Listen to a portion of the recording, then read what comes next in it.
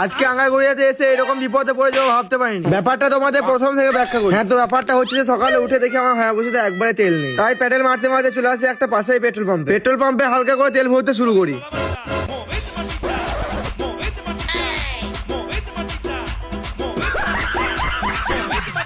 বাইকে ফুল ট্যাঙ্কি তেল ভরে চলে আসে আমার ফ্ল্যাটে এসে মশলা গুড়তে শুরু করি।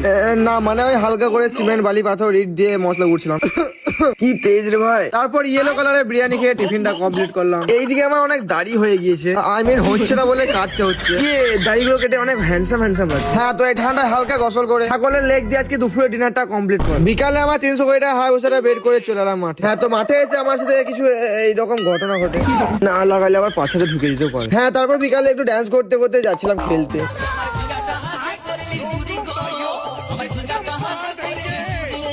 আর এইখানে এসে এমন একটা দৃশ্য দেখে নেবো কখনো ভাবতে পারিনি। না মানে এই ভাইগুলো কিছু মেয়েকে টোন কেটেছিল, তাই এদেরকে একটু শাস্তি দেওয়া হয়েছে। ভাই ডানা বেরিয়েছে উড়ে বেড়াবি, কিন্তু পরের বোনকে আজে বাজে কেন বলবো।